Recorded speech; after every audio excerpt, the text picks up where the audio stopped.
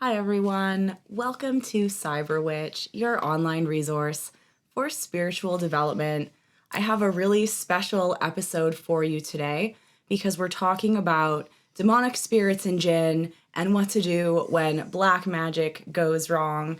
So if you're new here, my name is Orly. I'm a Gnostic bishop, and I have been teaching people about the infernal spirits, the Goetia, since this channel started around 15 years ago. So I'm happy to keep educating people, and I wanted to bring on today my boyfriend, John Vermillion, who has an extensive background working with Jinn and extraterrestrials, because together we do so much work helping people that contact us through our websites with different situations in regards to Jinn and demons, especially because there's so many people working with them or trying to nowadays. And we just do a lot of work helping people with that. So we wanted to come together today to share our extensive backgrounds of knowledge in these areas with you guys.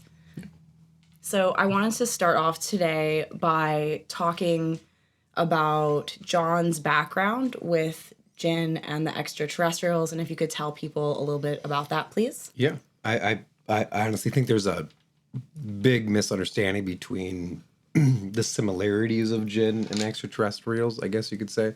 I personally chalk them up to be the same thing, although they all have free will and they have all their own different characteristics and their own way of being and their own existences. But the way to contact them is still through the way that we would find in traditional occultism to some degree. You know, even though there is a very, I would say, specific science to Jinn or extraterrestrial contact, it is definitely similar but different between like demons or angelic contact for sure.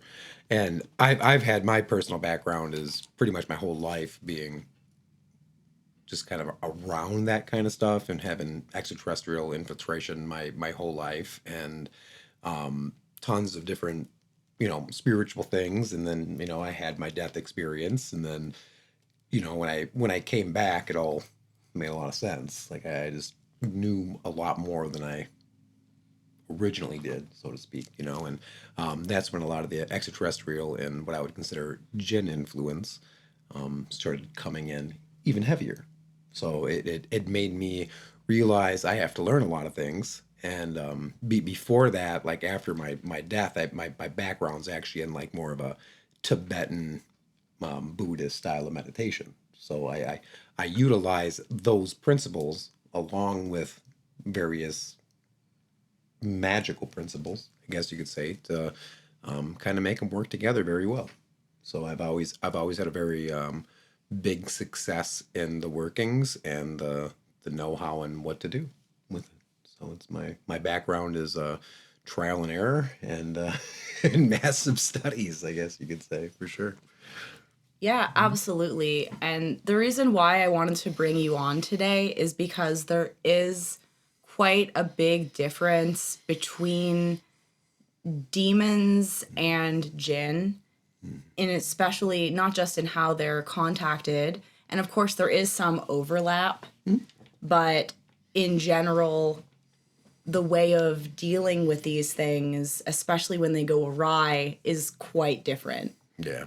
And I personally think of demons as a negative or magnetic magnetic principle of an angel.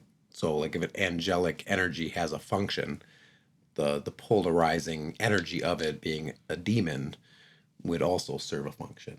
Now they may be opposing functions, but they go together very well. And demons and angels serve a function, where something like a Jinn or an extraterrestrial, they have free will, just like us. Yeah, and just That's because big difference, huge difference. the word negative doesn't mean bad, because of course, and that's really clear, because like I know people are a lot of people probably like already clicked away because you said that they were negative, but by negative we mean like the polarity, because of course there's angels like Azrael, or like Samael, the poison of God. So, Yeah, and yeah, that's not negative in my thing. It's just right. a electrical magnetic polarity of energies, and they serve a function, and the demonic functions are usually closer to our human awareness. So they're usually up slightly actually softer on human awareness than an angelic function would be. But when it comes to Jinn, because they have free will, it's like working with somebody else, and I think that's a big thing that goes down when people are working with either like chaos magic or working with spirits that they may be unfamiliar with, or whether it be a Jinn, an extraterrestrial, or something that's not even a demon, they just would like to work with it. The big thing is understanding how to confront it, and what you have to do to be able to do it. You know what I mean? And I think that's where a lot of the issues and rituals go wrong, is kind of like a respect thing. Like, no, if you're working with a Jinn or extraterrestrial that has free will, you also would like to be treated a certain way. So you go at it a certain way, there's a better relationship and outcome, if you will, rather than something coming awry because the spirit may not like something.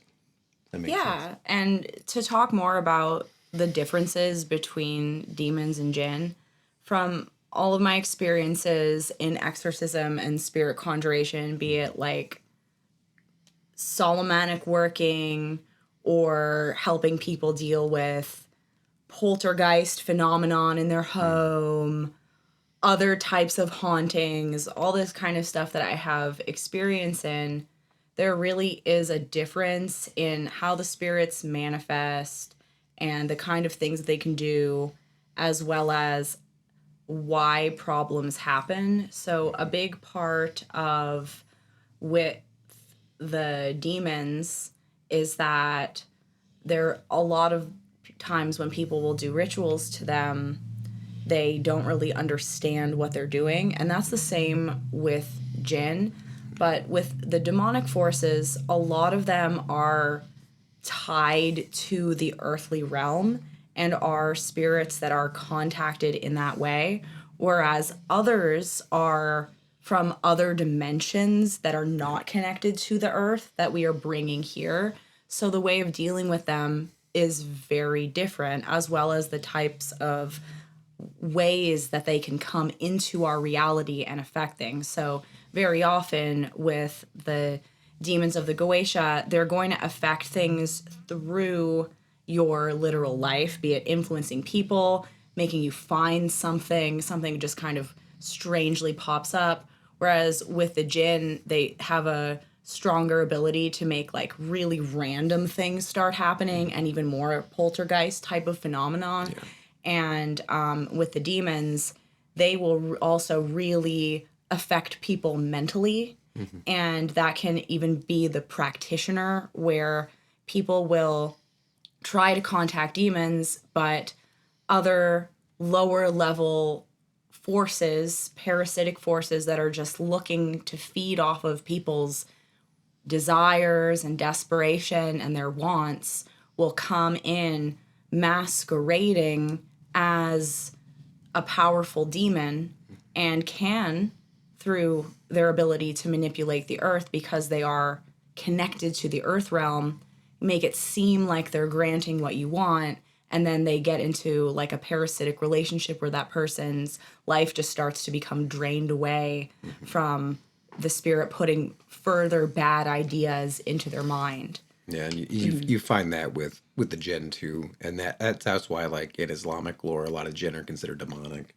It's considered shirk, and it's like just demonic in general.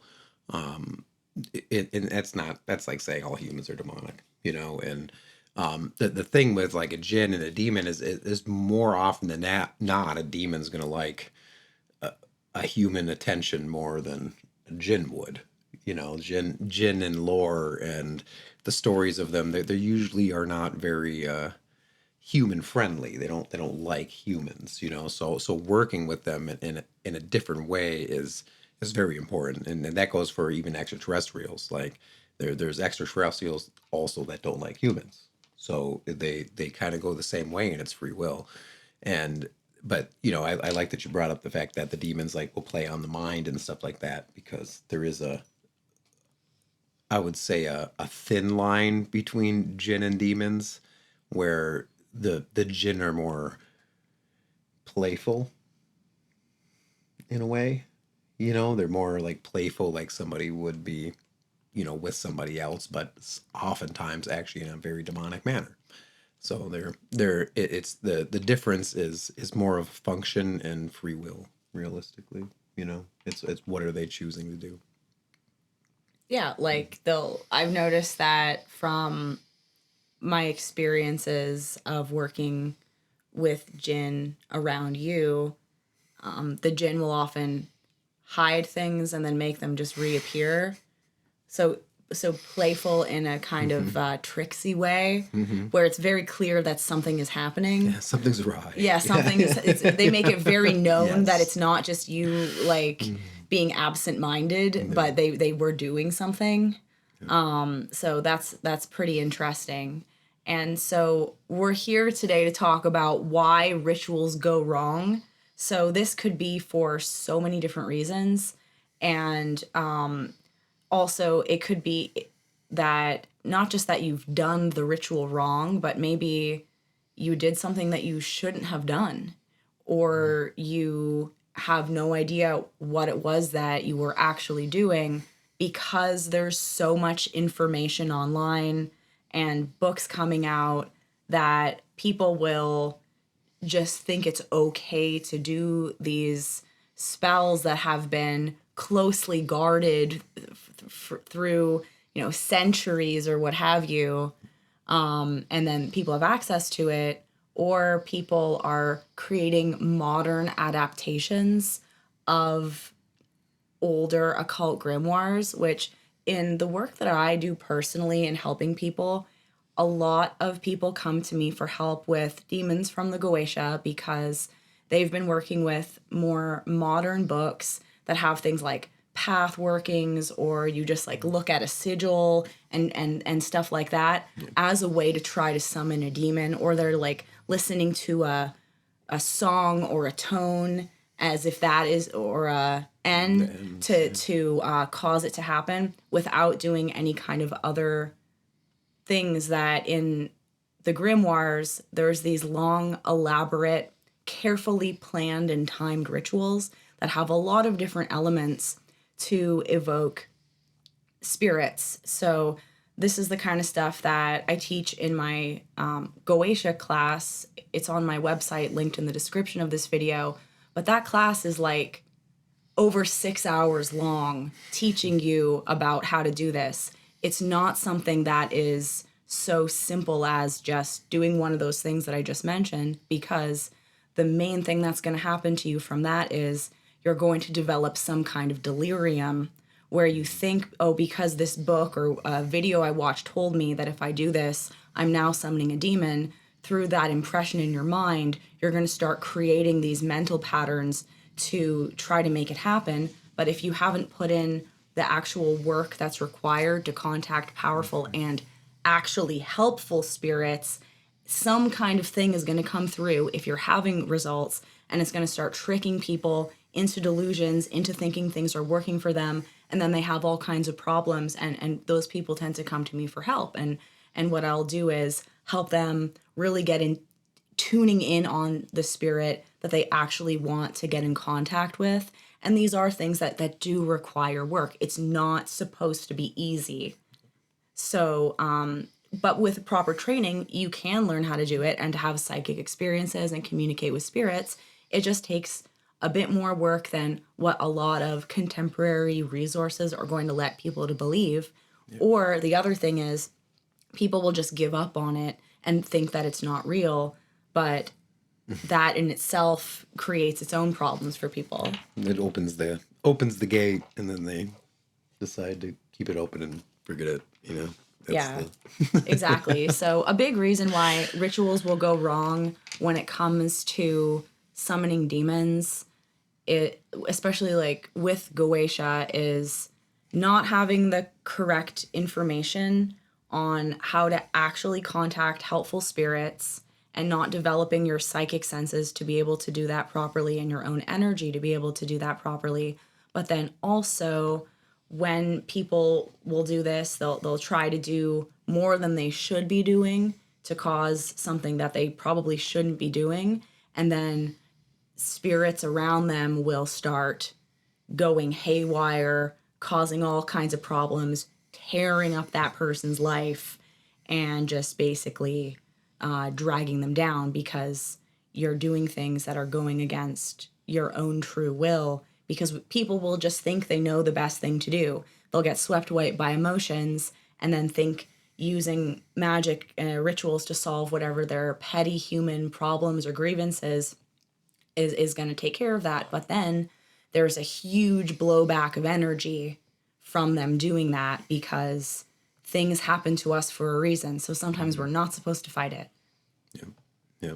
And, the blowback also happens from, energy being taken from the beings you might be working with. You know what I mean? And they can blow back too. And, my biggest thing is, my I guess my religion on paper would be, kind of like a Sufism thing. And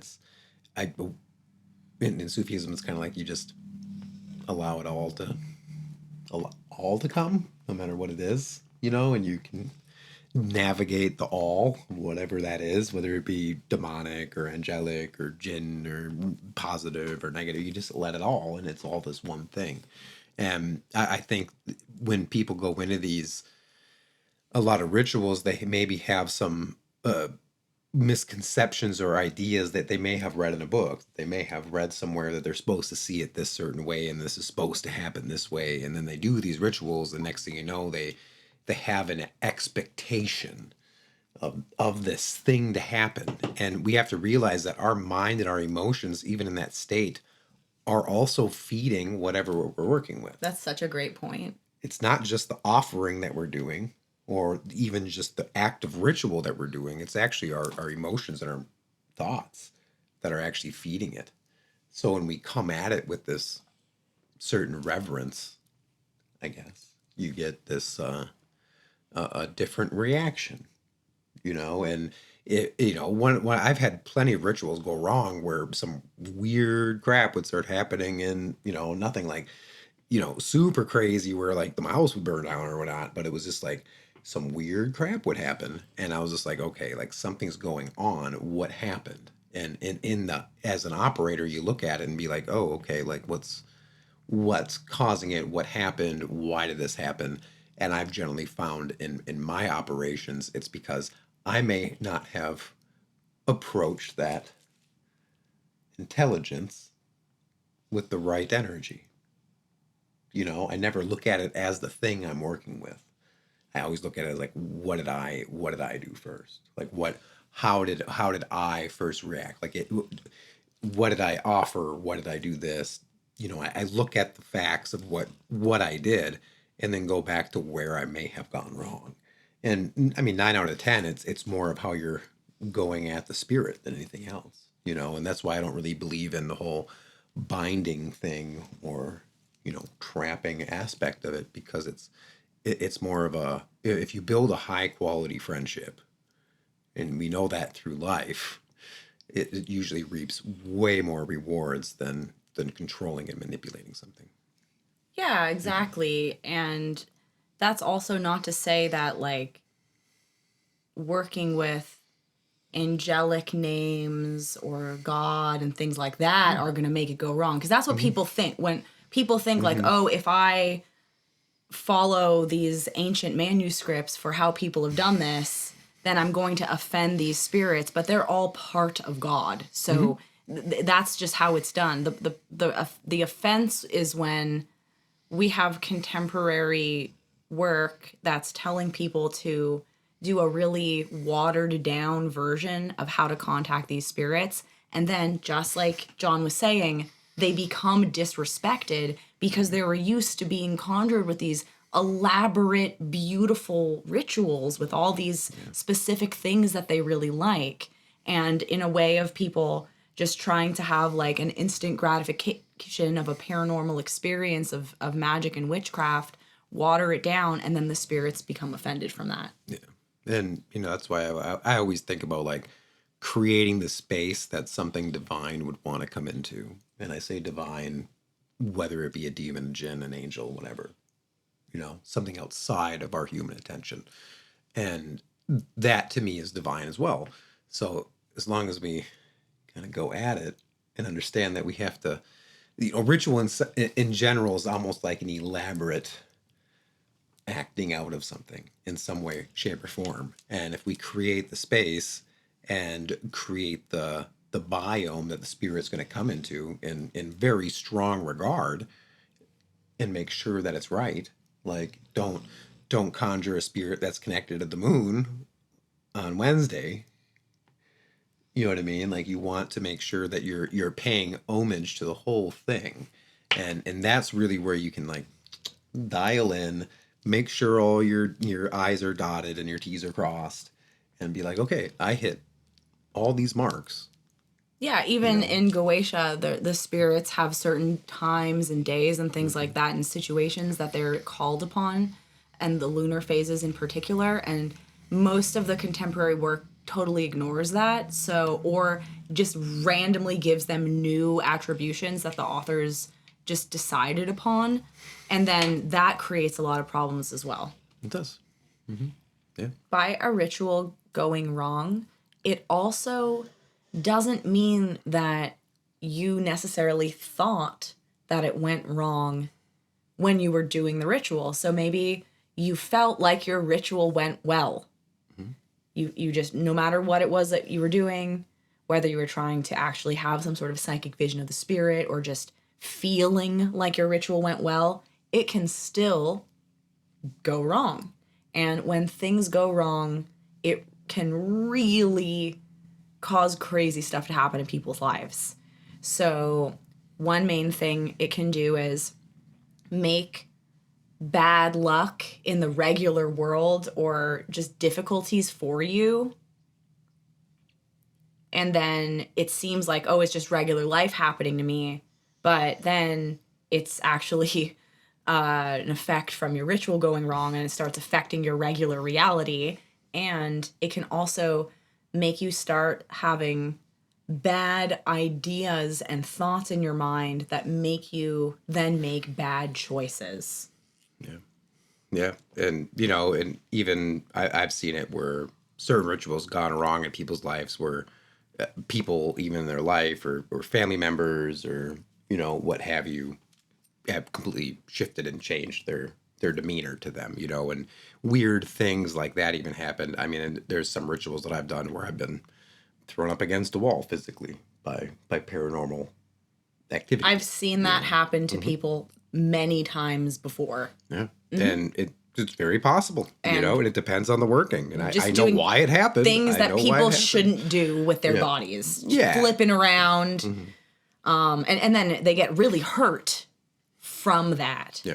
And that's like when the spirits really are taking over a person. Mm-hmm. And this can be way after you've done your ritual. So it's not just like, okay, my ritual's over, we're in the clear now. This can be like just the day after, days after, even just around that period of time, things will get really weird. Yeah. And people can start hearing things, they can start seeing things, they can start smelling things. People around them can start acting weird. They might start having nightmares. All kinds of really creepy, weird, and disturbing stuff can start happening to people. And often it will make people paranoid. It will make them start like isolating themselves as things just get weirder and weirder. And often these people don't even realize that something has gone awry, and they think it's like this is just supposed to be how it is, and then they keep feeding whatever forces are wanting to cause problems to them more and more, and it's not necessarily the spirit that they try to contact, because more than likely it's just some random thing that's come in masquerading as a spirit that you're trying to contact because you didn't contact it through whatever you were doing. And that's really why I'm so precise in, what I do is like, I'll call, I find it like grids of names and how to line them, you know what I mean? Because I know oftentimes if we go to an intelligence or an entity or something like that, we, we might call the name, but that doesn't mean that exactly that's what we're getting, So calling the name many different ways, in a sense, allows it to be able to be more honed on, even though you might not be calling that same name. And that's why there's so many spirits that are known by different names. We can, many even the demonic names are even sometimes interchangeable with some jinn. And it makes you wonder, like, oh, I wonder if that Goetic spirit's actually a jinn or if it's a demon. And either way, whether it's a jinn or a demon, they're both almost pretty much the same, so there's really no argument there, but it's just the same way of kind of working with them. Yeah, absolutely. Is there anything else that you wanted to add about what can happen to people if their ritual goes wrong? Oh, I mean, I've had, in some of the things that I've been in, I've had books fly across the room weirdly, random fires start where no fires should be started, doors slamming, cupboards opening and slamming, windows opening, large gusts of wind happening out of nowhere that is like in the room. You know what I mean? So like if it's in the room, and there's no windows open, there's just there's so many things go wrong, but there's also a lot of things that I think people might think that go wrong when something goes right. And I think that's actually something we should probably highlight on this. Right, because exactly. I know I've had very successful rituals and operations where it was very successful, but I might not have felt the best for several days after the fact. I was tired. I was just absolutely drained. Yeah, that's I had normal. a headache. I had body aches. It's usually pretty normal, So, and I feel people that may experience that after a ritual, they'll be like, oh, I have some kind of attachment or something's attacking me or doing that. When really the case is that your energetic bodies are extremely taxed from doing what you were doing. Yeah, and this is why all the health stuff that we talk about all the time in our live streams are so important to help replenish your energy and to keep your energy strong and moving correctly. That's super important for people to do just as an ongoing basis if you are doing any kind of intensive spiritual work. And the thing is, like, in the modern world, in contemporary occultism, people act like doing these really advanced types of spiritual work is just something you can start doing without having any problems and just call up some powerful spirit to change your life. And then all hell breaks loose for people, unfortunately. And then they end up finding our websites and contacting us, and we help them figure it out and teach people about how to actually work with your energy body and to get stronger. And so there's so many things that people can do to help a situation where some kind of spiritual work has gone awry.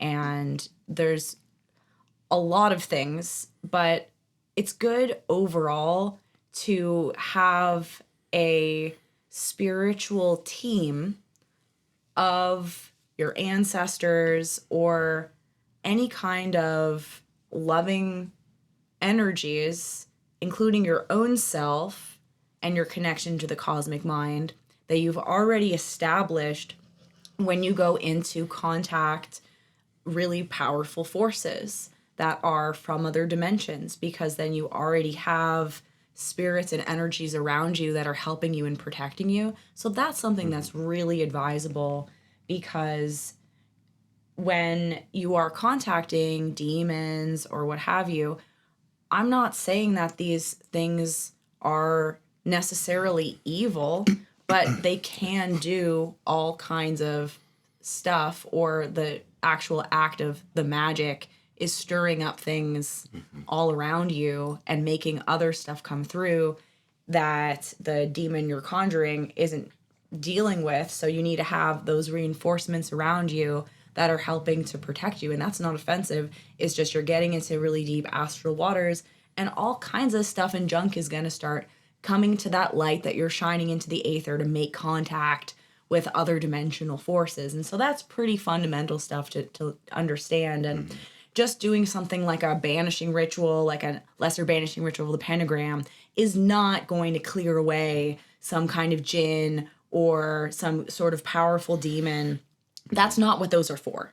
Those are for elemental energies that they're clearing away. Yeah. You know, and when it comes to the Jinn, you know, when we're working with the Jinn, it's very important, especially an extraterrestrial or Jinn. We have to do that working, no matter what your perspective of it. You usually have to like work through the angelic intelligence.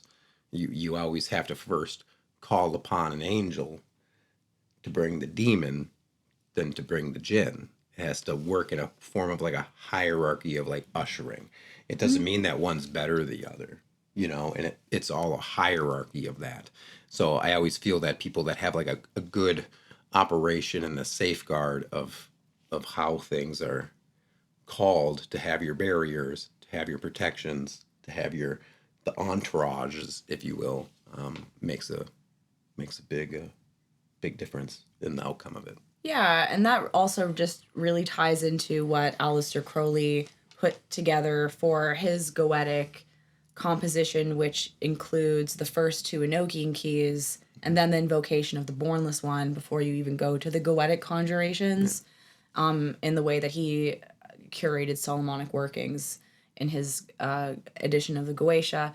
So, and that's not going to offend the spirits that you're calling, because... and also, just because some of them have the ability to do like really terrifying things, it doesn't mean these are all inherently evil. A lot of them are other dimensional spirits or even gods from other times, and they've been just framed in that way. But that doesn't mean that these spirits can't totally cause chaos in your life if you've done something wrong.